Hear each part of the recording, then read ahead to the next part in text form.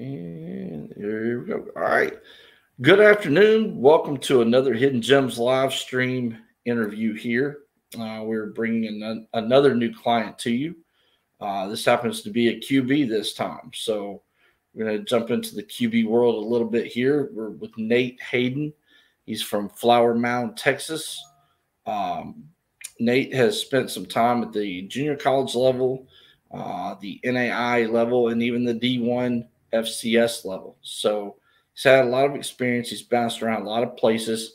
So we're going to take a little bit of time here and get to know him, let him tell his story, and we'll see what happens from there. I can already tell you just very quickly, I'm not going to necessarily throw names or anything out, but we do have several teams in the European area interested in his services. So who knows? There could be more to come from this here shortly.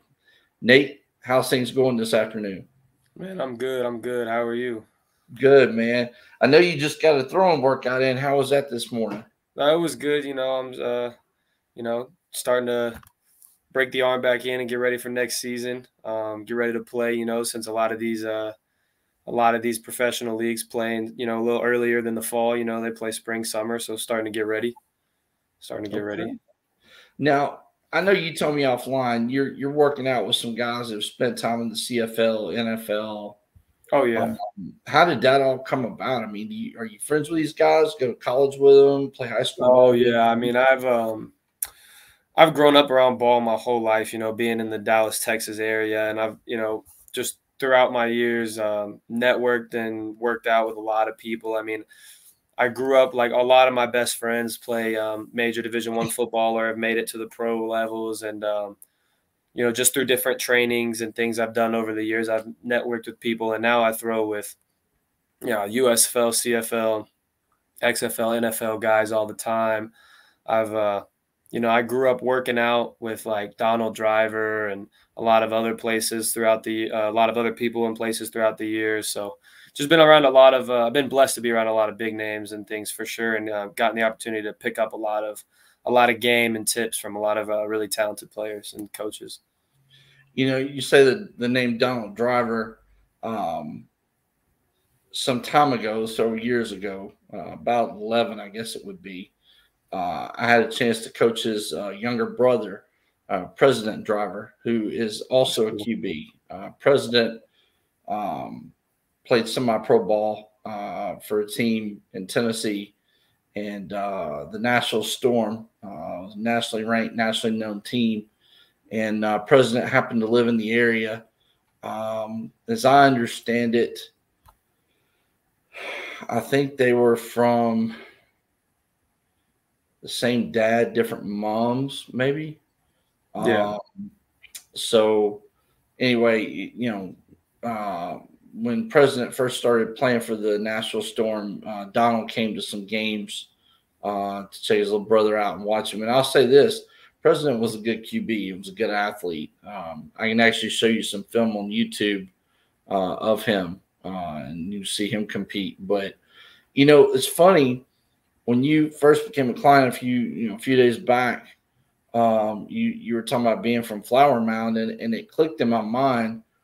There was a QB not long ago, a handful of years ago, from Flower Mound that played at the University of Tennessee. A kid by the name of Nick Stevens.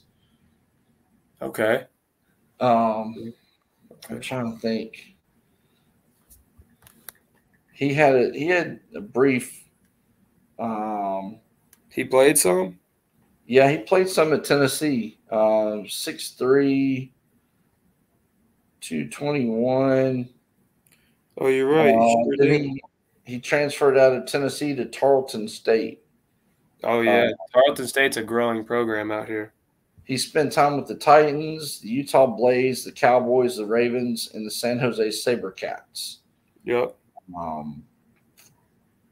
He went to Flower Mound High School. Okay.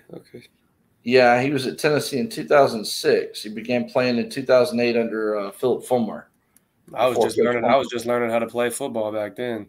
Yeah, Nick had a chance to spin the ball a little bit at Rocky Top. So that was was kind of neat when you said that, because it kind of clicked. I was like, there was a kid from Flower Mound that was at Tennessee, and I was trying to think back who it was.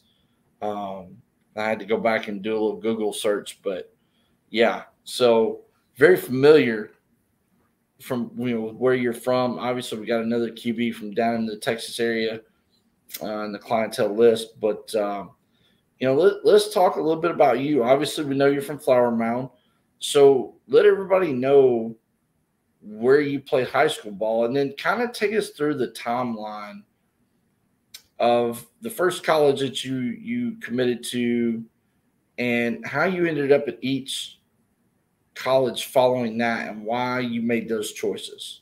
Okay. So I originally attended Flower Mound Marcus High School, but I bounced around a little bit in high school, and I ended up attending Dallas Christian High School in Mesquite, that's where I graduated from. I'm so glad I went there. It was a great program. They just won the private school state championship here 3 years in a row.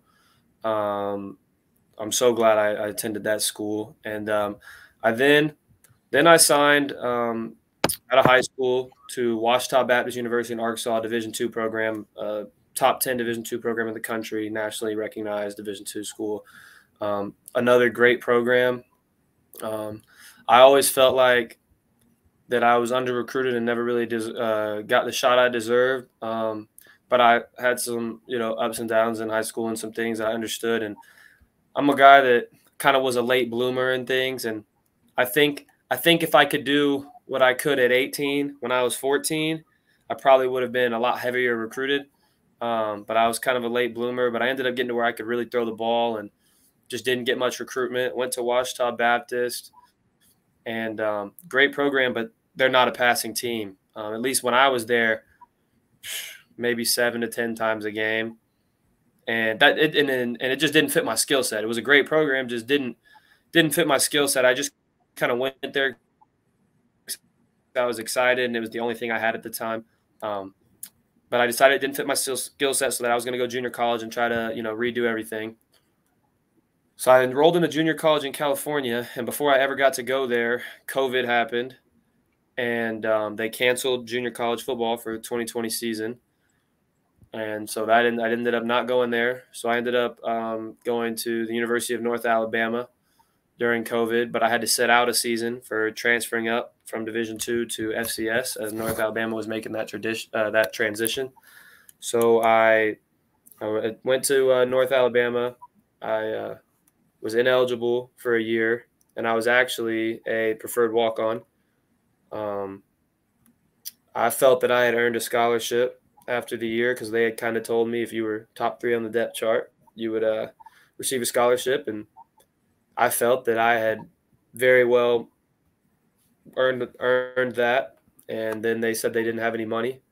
So I left and went junior college, because I assumed that I received a COVID year like everyone else, that I had an extra year of eligibility. Therefore, it was smart to go JUCO. I had a great time in junior college. I led the nation in yards per game, became an All-American in 2021 in junior college at Minnesota State Community and Technical College, which was actually 0-10 the year before.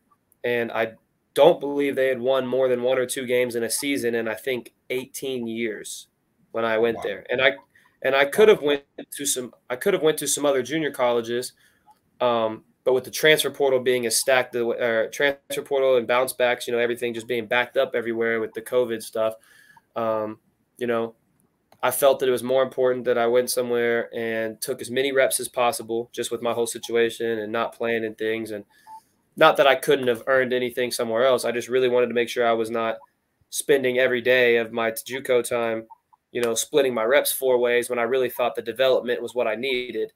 And had a great year in Minnesota. We went to the conference championship, which actually ended up getting canceled for COVID, and the school we were supposed to play getting shut down. But we won all of our playoff games, and we're supposed to go to the conference championship. That ended up not being played, and we were nationally ranked for the first time in program history, and I broke a lot of records and stuff there. It was a great year. I had a lot of fun.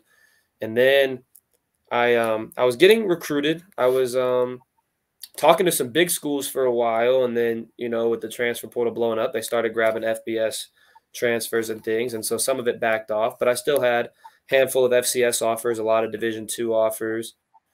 And I ended up going to Presbyterian College. I was thinking about signing with some bigger schools, but I held off because I was getting word that even some like low end FBS schools and things were going to come, and then they didn't. And I kind of lost a lot of the other offers I had, and I decided to sign with Presbyterian College. And at the time, they had just lost their head coach and brought in a new staff and had a massive transition within the program, lost 30 or 40 players. And I went there, and they did not accept over half of my credits that I transferred in. And then after I arrived there, they told me they didn't accept my credits, and the compliance told me that I didn't actually receive a COVID year, so that I only had 2 seasons of eligibility left. But then they basically had me as a sophomore in the classroom, even though I was a senior in my 4th year of college, with all the credits being not accepted. I tried to appeal it, couldn't get anything. I played that year at Presbyterian, and I started, or at least I played the majority of the game. I was kind of forced to rotate some with my coach's son, and it wasn't necessarily a bad blood thing. It was just because I actually really liked my head coach there. It was just a very young team. Like, I think 8 or 9 of the 11 starters on offense were freshmen, same on defense. They knew that it was going to be a rough year. They wanted all the younger players to get reps, get experience. Obviously, one of the quarterbacks was my coach's son. I did a good amount of rotating, but I took the majority of snaps that year at Presbyterian College, and I played my best games against our strongest opponents, which I think speaks well to me. Also, though, I was able to do what I could do with the circumstances. And then after the season, I was debating whether I wanted to stay or not. And at first I really wanted to, but I felt that just with my credit situation, and it cost a pretty good amount of money for me to go to Presbyterian because it's in the Pioneer Conference, and they were going to I was going to run out of eligibility before I graduated and basically have to pay full price for school. And I just felt like that wasn't the best fit to stay. So I moved to Southeastern University in Florida because I was not NCAA eligible, because it was my second time transferring as an undergrad, which I should have already graduated and it shouldn't have been a problem. But because they didn't accept my credits, I couldn't graduate. So I ended up going to Southeastern University in Florida, had a great time there. Had a very high-level offensive coordinator and a head coach. Really loved my entire coaching staff, and had a good final season in college and enjoyed my time there as well. So you mean to tell me that you couldn't do all that transferring without any kind of restrictions or penalties? Like, the transfer portal is wide open right now. It's like 1,200 student athletes that just entered a couple of days ago. I mean, you couldn't just transfer and not get penalties, or? I mean, the NCAA wouldn't see it that way? They decided it. So actually, when I went to North Alabama, they told me I had to sit out. And then a few months after they got there, they passed the rule that you could transfer one time penalty free. So I called the NCAA and said, well, can I transfer one time penalty free since I was already penalized? And they basically told me, nope, if you already transferred before we made the rule, that still counts as your one time. And I'm like, but they don't have to sit out. I had to sit out. How does that count as my one time? Like, I didn't get the benefit. But it was kind of a double-edged sword where they made me sit out for transferring and then allowed everyone else to transfer without having to sit out. And then told me since I had to sit out that I didn't get granted a COVID year and that I couldn't transfer a second-time undergrad with a pass. So I kind of got a double-edged sword by the NCAA. It's no. Say it ain't so. Yeah, kind of a frustrating process. Say it ain't so that the NCAA did that to you. I mean, who would ever think the NCAA would do something like that? I mean, there's players that have already transferred at least 2 or 3 times, and they're in the portal. Oh, yeah, penalty free, 3, 4, 5 times. if you bring enough money in for them, you're good. But don't like the logo, no problem, transfer. Don't yeah, like the but, uniform colors, no problem, you transfer. know how it is, and in my head, I'm that guy too. So that's just how I think and operate. In my head, I'm that guy too. So That's crazy. So let's step back a second. You're in junior college now. Obviously, you had a great year that year. Like you said, you led the nation in a lot of statistical categories. I mean, you threw for 2,500 yards, 10, what was it, 18 TDs, 55% completion percentage. You had 180 out of 326 passes completed in 9 games. Um, your longest completion was 84 yards. On top of that, you're a junior college All-American that year.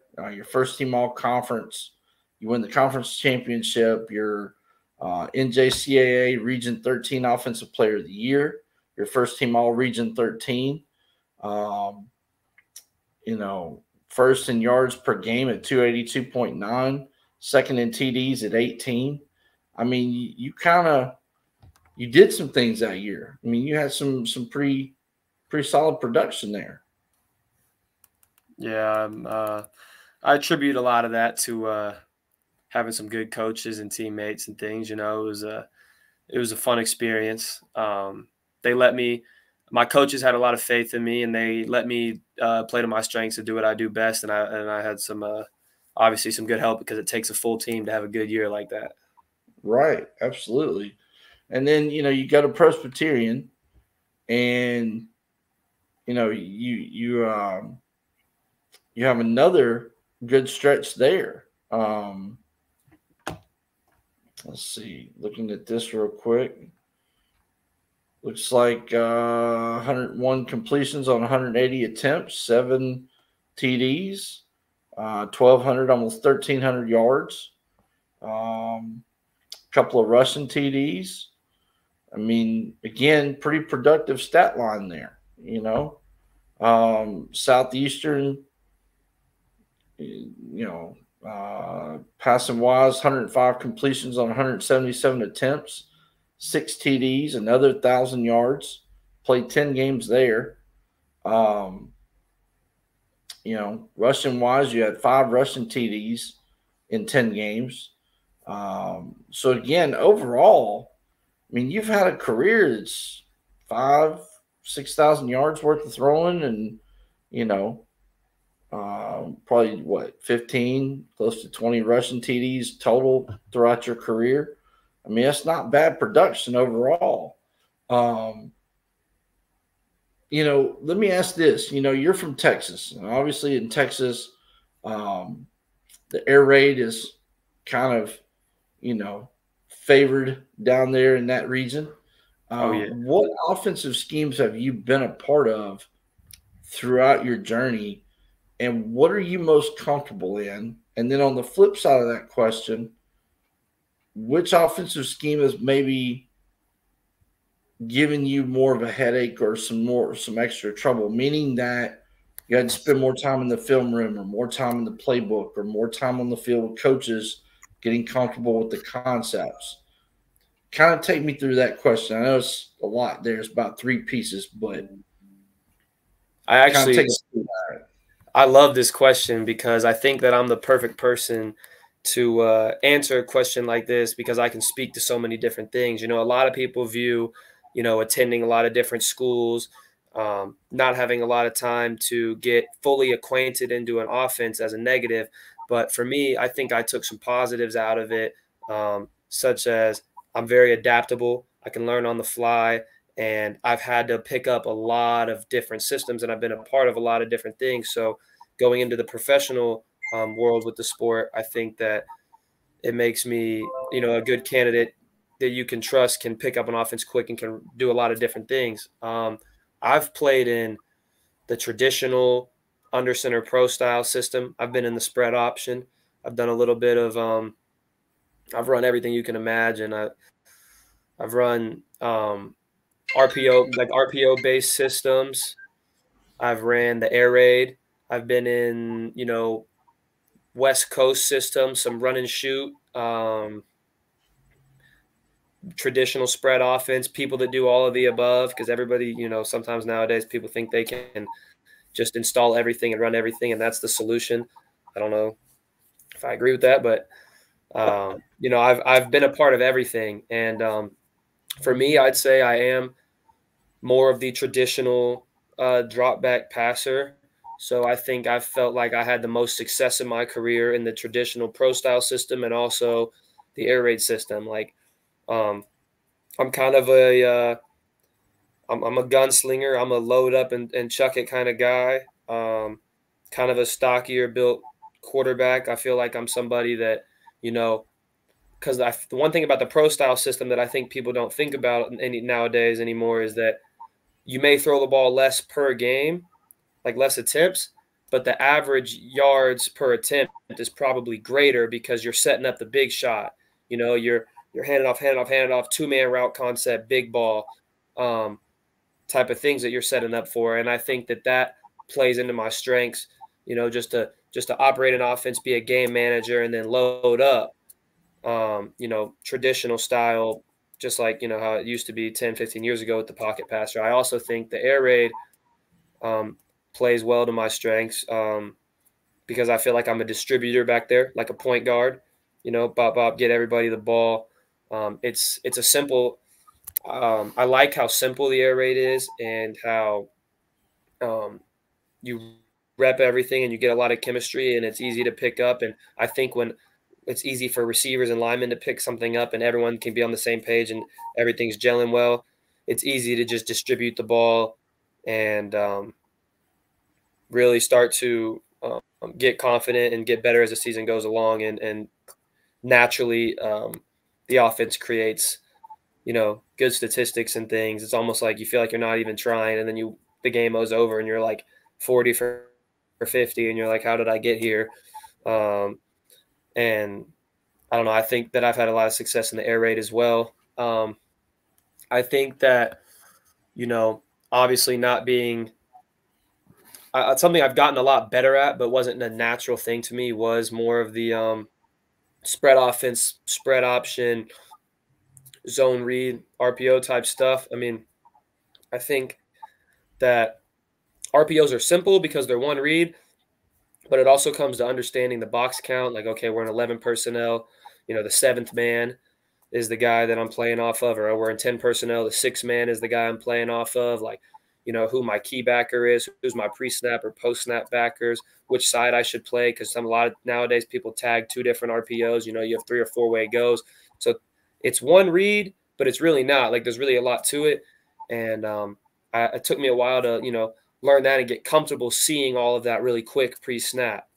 As well as just I wasn't a natural runner. Like my natural instinct has never been to just take off. Like, it's always been run laterally and try to extend the play, but not necessarily take off. But I think over the past few years, I've really gotten a lot better at, not necessarily running it all the time, because that's not what I do, but being opportunistic and kind of taking a few every game when I need to, or like if I need to put it into my own hands and go get the sticks in an important play or something, or just because one thing I do pride myself on is being tough, being a go-getter, and like, okay, games on the line. If other things aren't going well, like, I got to find a way to get it done. That's my job as the quarterback. And at that point, I'll put it into my own hands. And I think I've improved on that a lot over the years, because I actually, I probably had more rushing yards and touchdowns in the past 2 seasons than I did in the previous 4 or 5. And I actually probably got less playing time in the last 2 seasons than I had before. So I ran more in less amount of time. So I think that that's something I've improved on a lot, because that wasn't a natural thing for me at first. Yeah, I think, like you said, there's a huge plus side, that you can take away from the perception of, well, he's bounced around to a lot of different schools and why and what's the story. But like you said, there's a positive spin to that. You've had to learn different playbooks, different schemes. You've had to learn it on the fly. You didn't have as much adaptability time as other people did. And, chemistry is not something that's easy to establish. That takes a while. And you've had to establish it and build it in a short amount of time and go out and win ball games. And I think that speaks to your intelligence level. I think that speaks to your leadership ability.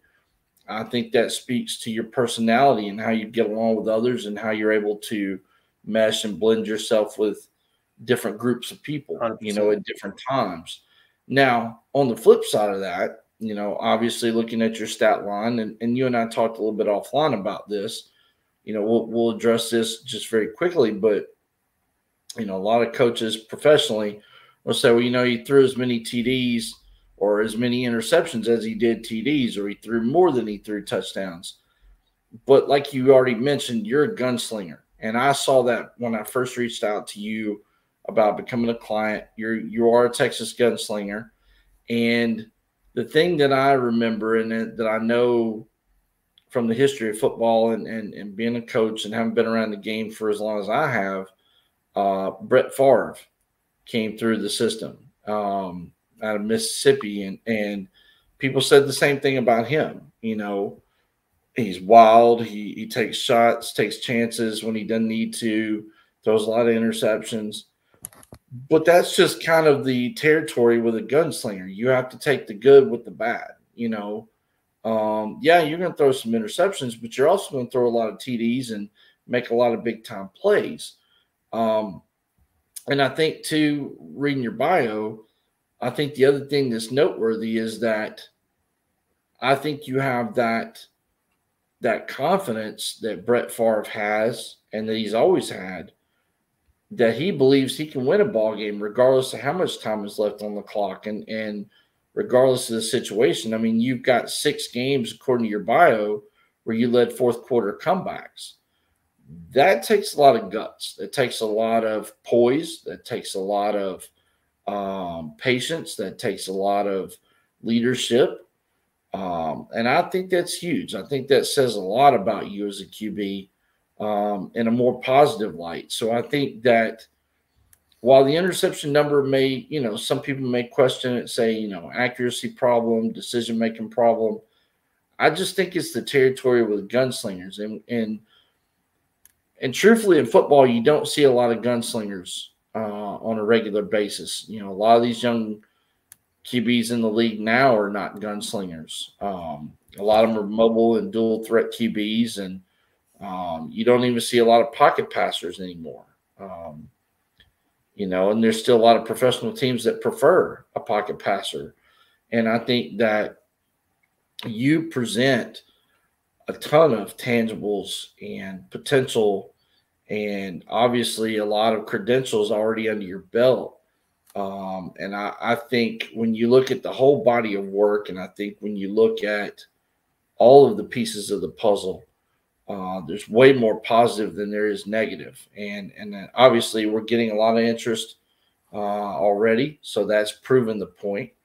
And so I don't think it's a negative.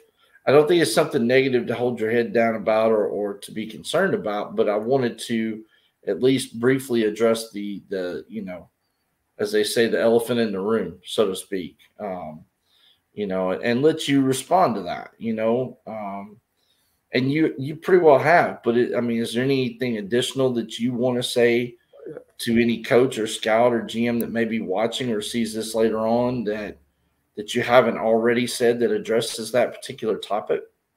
Yeah, definitely. I think that if you talk to me for 5 minutes, you can tell that I understand football at a high level, and that, hopefully you'll get from that, the interceptions didn't come from just not understanding what's going on the field. I think for one, almost every season that I've played in college where I started games 3 weeks after I met the team, or 3 weeks after I started learning an offense. 2 of the 3 seasons, I didn't take hardly any reps. with the ones or whatever as I got to the team, and then just ended up starting or ended up in the games.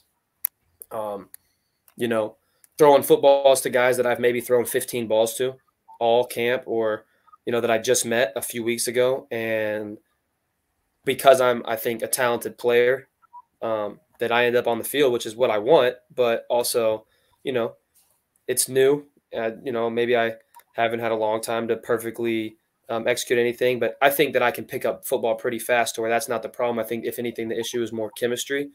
I also think that I haven't played on football teams that necessarily are just loaded with talent. I think sometimes you can look at somebody who played at University of Alabama and say, wow, he threw 45 touchdowns, but he threw to 4 first-round draft pick guys that have ridiculous catch radiuses, and all you have to do is throw it in the area.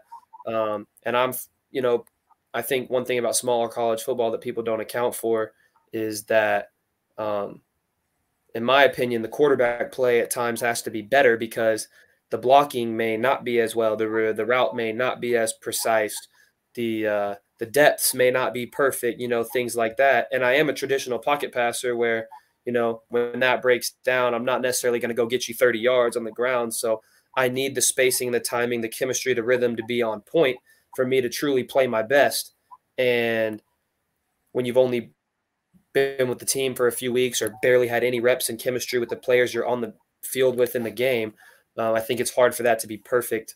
But I do think that I understand the game at a high level, and that most of my errors did not come from like making a bad read or a bad decision.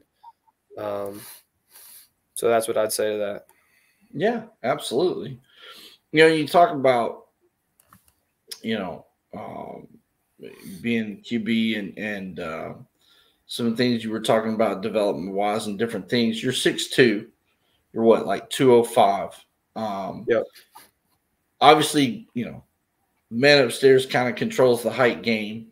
But obviously, individually we can control the weight game or the muscle add-on.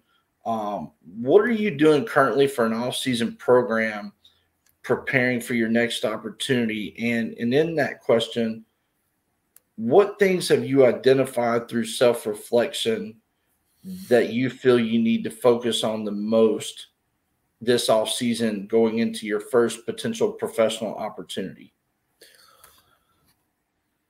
For me, I think that it's important as a quarterback to not overlift and get stiff, because at the end of the day, no matter how I can tell you now that obviously one of my weaknesses is I'm not a fantastic athlete, and I'm obviously going to be doing some speed work and some things to and improve that side of my game, but I'm never going to be Lamar Jackson. My moneymaker's in my right arm. And so I think that overlifting just causes stiffness, which actually takes away from people's ability to throw the ball really well. And I'm already naturally a stockier guy, but I'm going to be lifting probably 4 to 5 times a week. A lot of focus on rotational things, rotational muscles, a lot of band work, a lot of things to keep my arm fresh, a lot of muscle recovery and injury prevention type of work, isometrics and things, what I do a lot of now, just because, I just finished a season and I'm looking into getting into a season in just the next few months. And so I think that just absolutely tearing my muscles up is not the best thing to do. So a lot of isometrics, a lot of injury prevention, recovery, a lot of rotational stuff, getting myself game ready, like almost like preseason type of lifts. Now there's a lot of science behind lifting, and I'm getting into a lot of that. I work out at a few different places. One of the places is over at Liberty Christian High School, where the #1 ranked high school strength coach in the country and Jason Whitner currently at. And I'm able to lift over there, and I pick up a lot and do a lot of strength workouts there, as well as I throw all the time and quarterback train all over the area. I train with Mike Keith, who's been a part of the Elite 11 QB Collective and a lot of other places here in Dallas. I just signed up with a thing with him to work out every single day this week coming up. Just starting to work on the, professional level footwork, like more of the NFL style drops and fakes and footwork and, the typical pre-draft stuff that a lot of people start to work on and improve at. And just getting used to, different depths and things. Because when you move into the professional world, a lot of times routes get deeper, timing is different, footwork can be a little different. So starting to focus on those things. I actually, like I said, I just came up with a plan to start that this week, every single day this next week going forward, along with 4 to 5 lifts a week. I've also been doing a lot of stuff to get lighter on my feet because I do want to improve. I mean, I've steadily ran a little bit more every single year. I'd like to run even more in the future, just because I think that that's something that a lot of people require now or want to see. And so I've been doing, and like I said, I'm a stockier guy, so I've been doing a lot of I actually jump and rope to get lighter on my feet, because I think that I'm pretty good between the tackles running the ball, because I'm a heavier guy and I'll put my shoulder into you. Like, that's not something I have a problem with. But just getting a little lighter on my feet and a little more agile and maybe able to make bigger plays in the run game is something, or maybe feeling like I can pull it and get the edge more often is something that I'm trying to work on, as well as the throwing aspects of moving on to the professional level. Okay, I got you. You know, talk about leadership a little bit. You're a QB. Leadership is an absolute must for you. How do you approach something like that particular topic, leadership, as far as when you bounce around? We've talked about that, and you're with different teams and different environments, different places. How do you go about earning the trust of your teammates and really starting to build that continuity just right from the get-go? I mean, how do you go about asserting yourself as a leader and convincing the people around you to follow your lead? So I love this question. It's probably my favorite question to answer, because I feel like I have a great answer, and I feel like I learned from my mistakes in this subject over the years. I'm naturally a very confident guy. I have a lot of self-belief, and I think it comes from a good place. It comes from work ethic and a lot of work ethic, a lot of hard work I put in over the years, and good intentions. And I'm a very big personality, jump up and down, talk kind of guy. But what I did, the first few times I ever moved or anything was show right up and start talking about, we're going to do this, I'm going to do that, or we're going to, and that's not the best way to go about things, but I just always had a lot of belief in myself and knew I was going to get it done. But it doesn't matter what I know about me, because everybody else around me doesn't necessarily know anything about me yet. And so what I've started to do is, you show up somewhere, introduce yourself, kind, be positive, try to get ingrained with the team, get in good with the team, but also sit back and let their leaders lead and observe. See what you like about the team, see maybe what you don't like, what you think we could change, what you think we could uplift, but observe and work. I think that when you work hard and let your talent speak for itself and let the cream rise to the top and just maintain a positive attitude and let people that have been around for years lead, people naturally start to listen to you as you earn their respect. And then you can gradually speak up more and people will listen to you. If you just show up on day one and start telling people how to do things, why do they want to listen to me? They don't know anything about me. When you let your talent speak for yourself, your knowledge speak for itself, and remain a positive attitude to the team, show that you're bought in, earn that respect with them, then when you go say, hey, I need you to run this route this way, or I need you, let's talk about how we can do this better. But now they're more apt to listen to you. And I think that this is something I've gotten a lot better at over the years. One, from a lot of practice, and from learning from my mistakes. But I think I've learned that's a better way to go about things. And then, once I've, earned a position of leadership, then I think that the team goes as I go. I think the team takes on the attitude of its head coach and of its quarterback. And I think that I'm a dog. I think I'm a work hard, go getter, dog, never say die type of guy.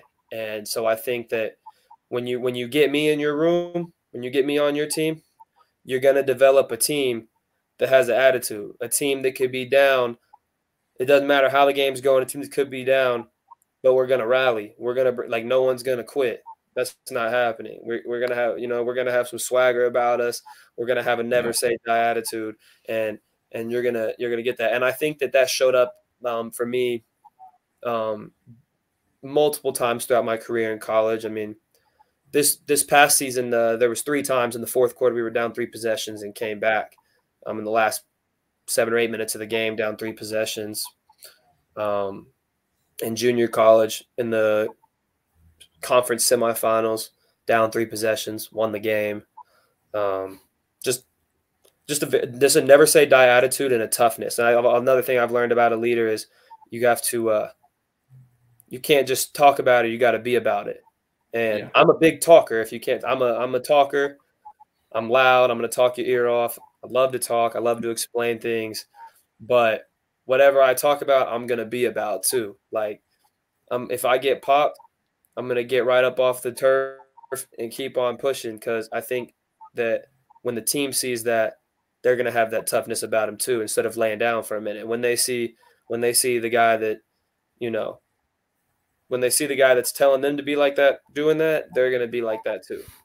I think you have to earn your respect and earn your stripes, and be about whatever you want the team to be like, and the team will eventually follow your lead and adopt to your personality and things in your persona. So that's what I think. Excellent answer. I like the answer.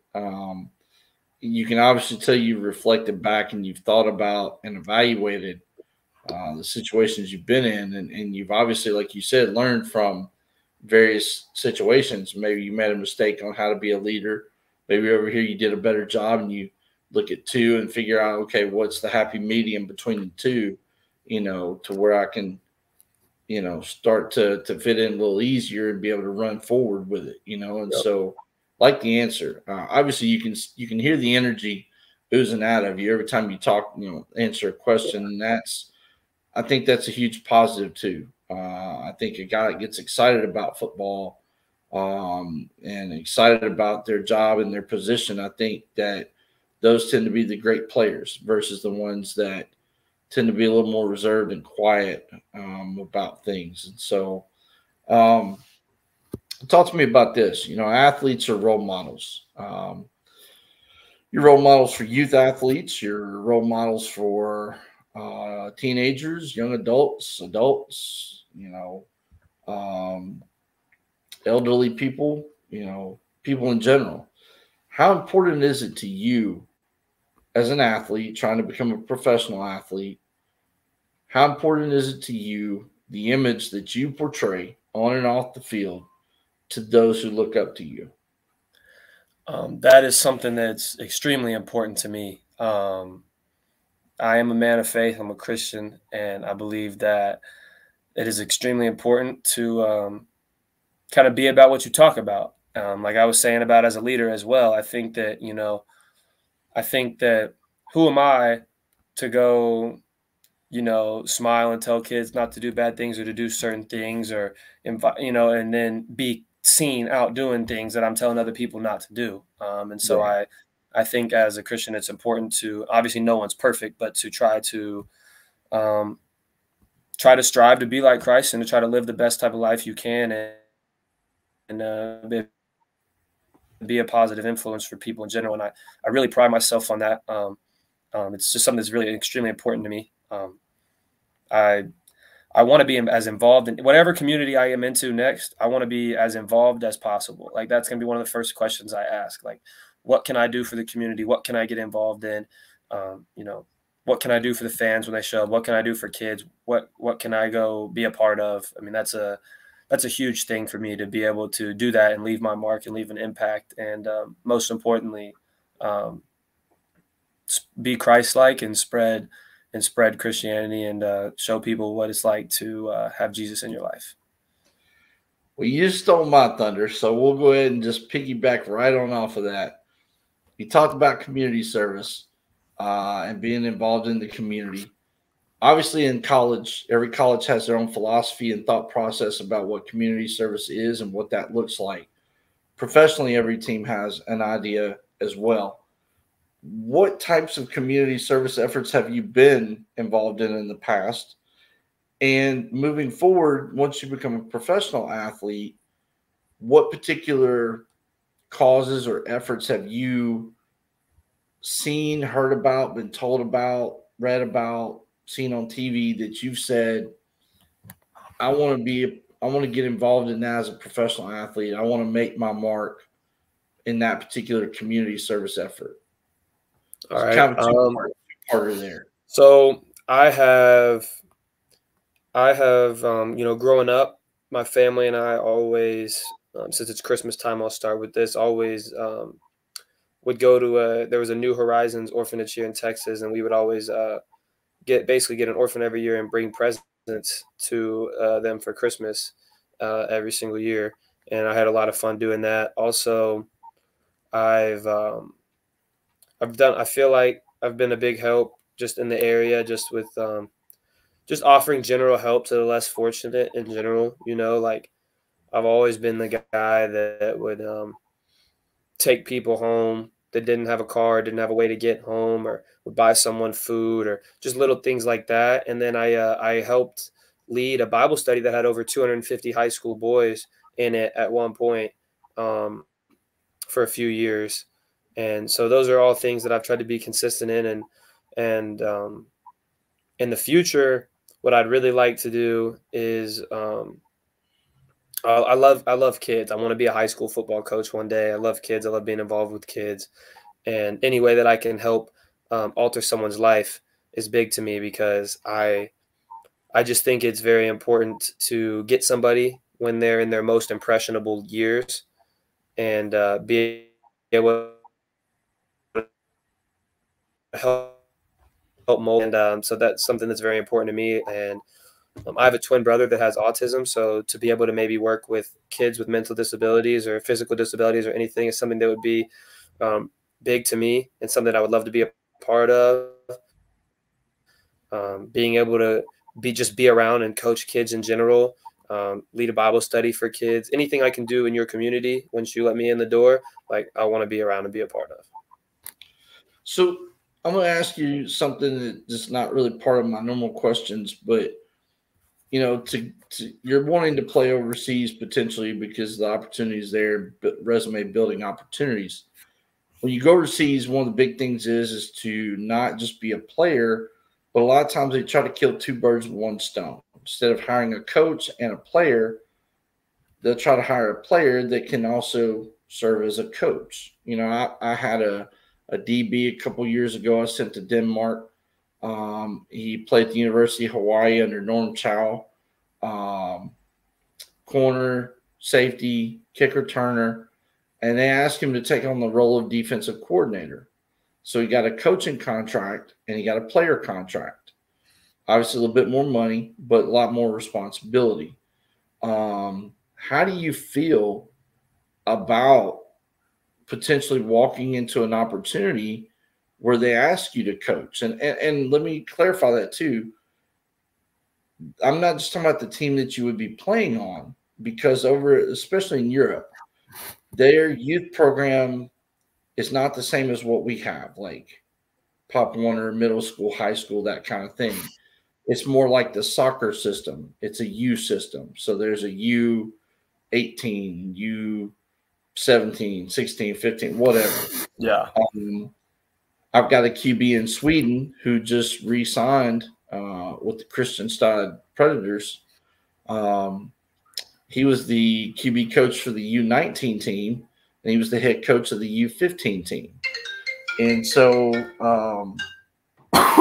he's got, he was undefeated going towards the end of the season, and they extended his contract till November of this year so he could finish out coaching.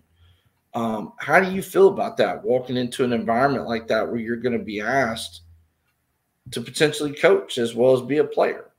I would love that. So first off, I would tell you that when I played at Presbyterian College in 2022, not only was I playing, I was the assistant coach of a local high school program for my internship through the school. So because I was trying to catch up on the credits lost, I was enrolled in 27 hours.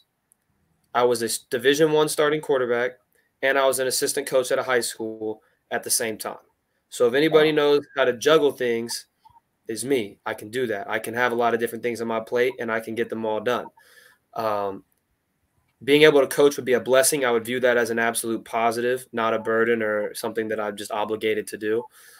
My goal when I'm done playing is to be a coach and to be able to have coaching experience on my resume while still being a player and not end up, being 30 just now trying to get my first experience at like the lowest position on the totem pole would be a blessing. Again, I love kids. I love the game. I'm a football junkie. I want to be around it all the time. I already train kids here. I run camps and train kids here in the States. I actually am running a program right now teaching high school kids how to read defenses and things. Coaching football would be something I would love to do, and I would love to fill my time with, on the outside of also being a player. If I were to go to Europe, that's something I would actually probably ask to do if it wasn't already asked of me. So I would love to do that. And in talking about that, how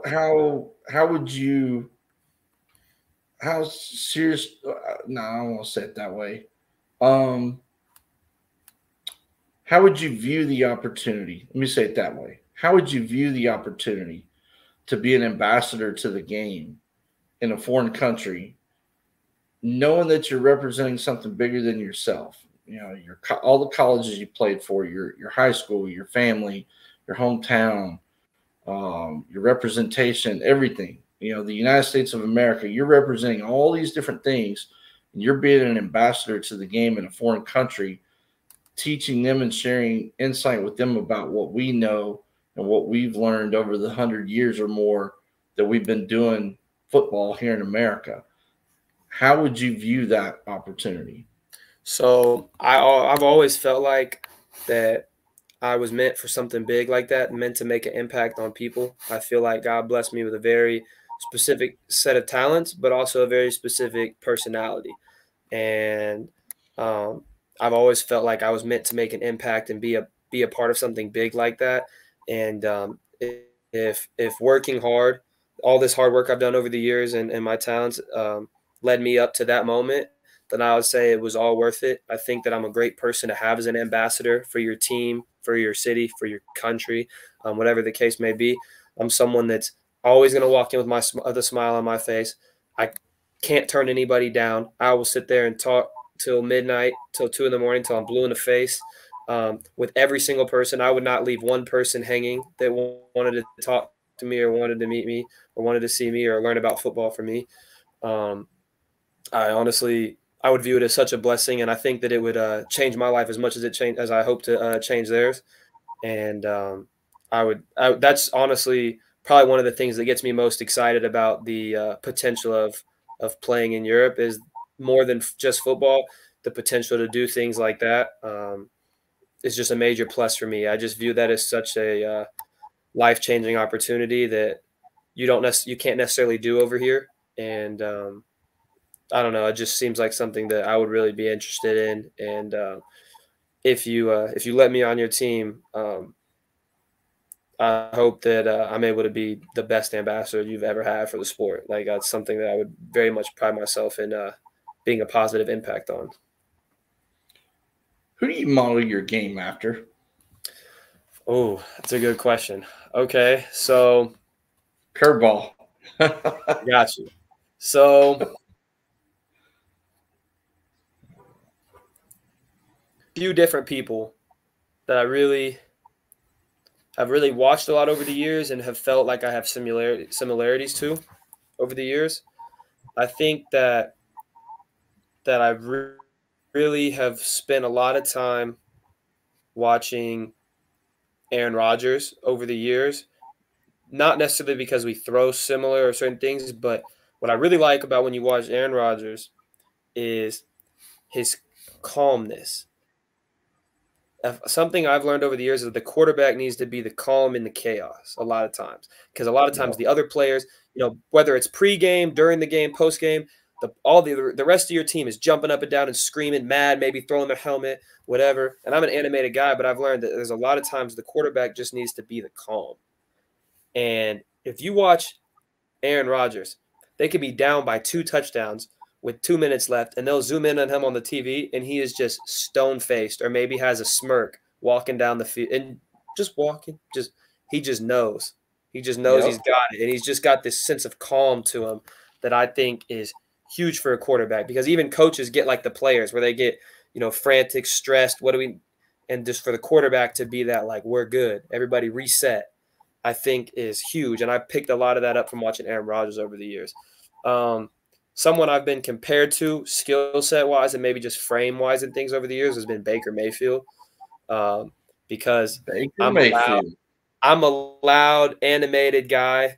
I'm probably about the same size as him. Like we look eye to eye and similar build, and I love his swagger, and I think that I have kind of a similar personality, just like a lot of he's not necessarily fast or anything, but he just has a lot of confidence and a lot of grittiness to him. And I think you get a lot of that from me, a lot of toughness, grittiness, confidence, swagger, just know I'm the baddest in the room, type of attitude. And he's a gunslinger too. Everyone, Baker's got a strong arm, and I have a strong arm like that as well. But I really just love his moxie, and I think that's something that I kind of bring to the table similarly. And I've been compared to him a lot, even just from a throwing motion and other things, wise. I've been compared to him a lot by multiple people. When the final game has been played, the clock hits 0-0-0-0 for the final time. Whether it's your body tells you or whether you just mentally make up the mind of this is the end of the road. What's next for Nate? What's your dreams? What's your goals? What's your plans after football? I want to coach, and honestly, it wasn't something that I always wanted to do. I think coaching's a calling, and I think it wasn't necessarily something that I always thought about.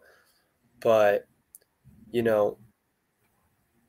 don't want to necessarily sound like a victim here, but everyone always thinks, "Oh, poor me, victim." But I think a lot of things that's happened in my football career, whether it's high school or college, were things that were outside of my control.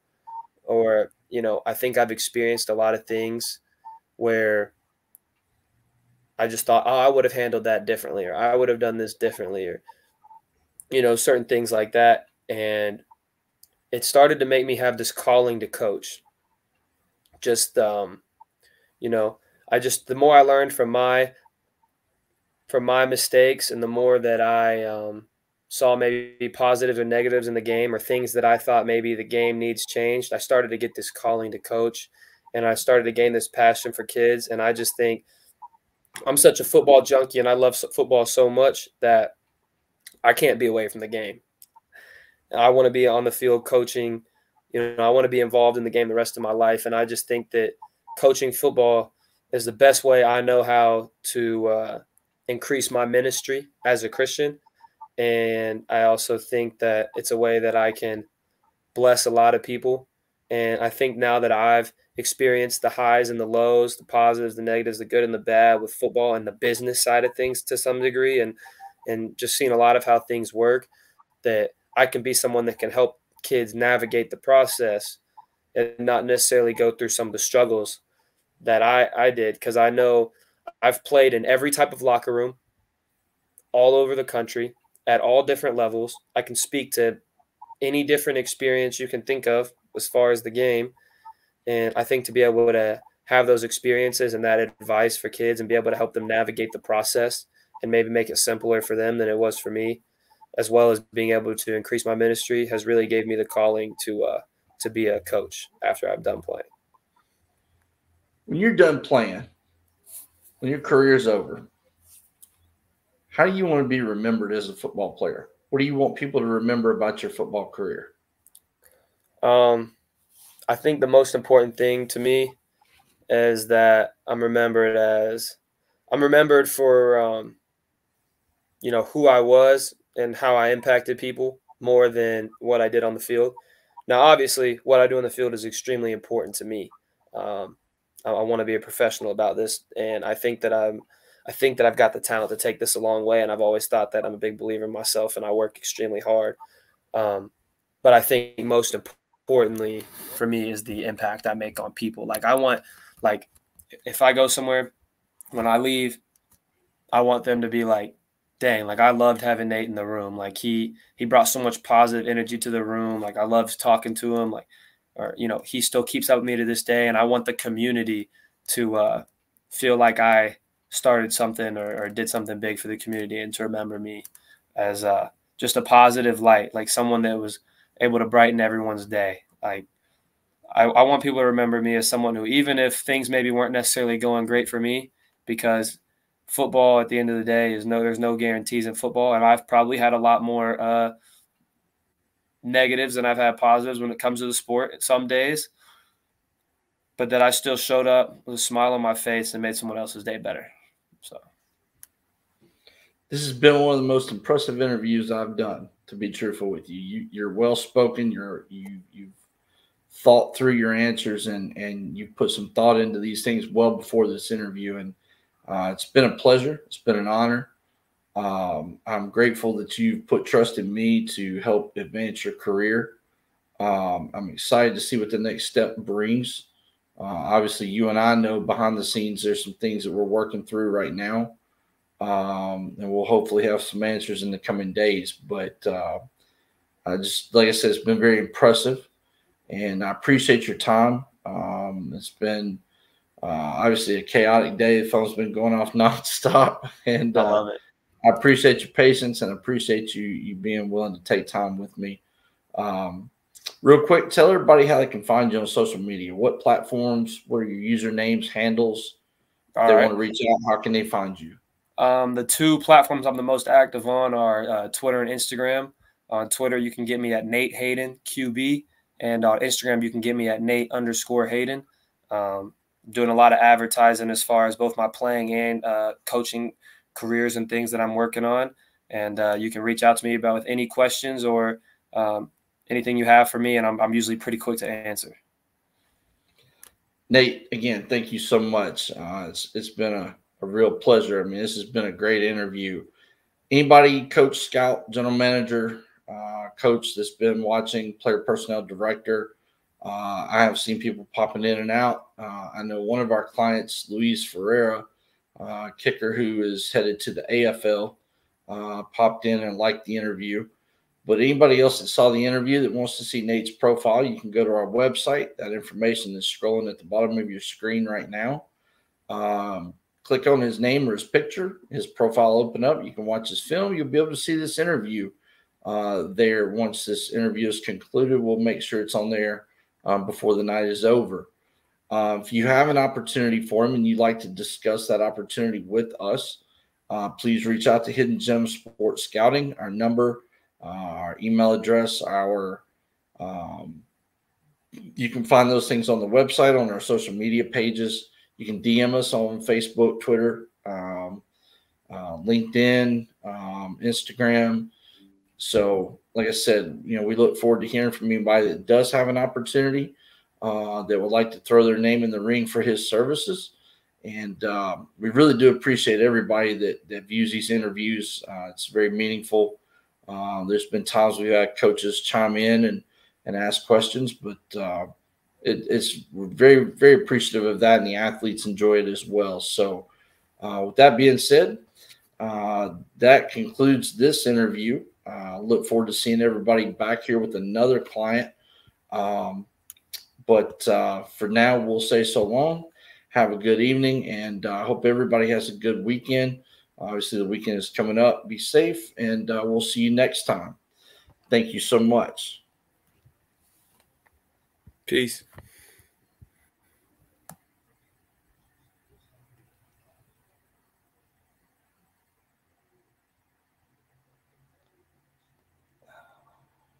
Yeah. There you go.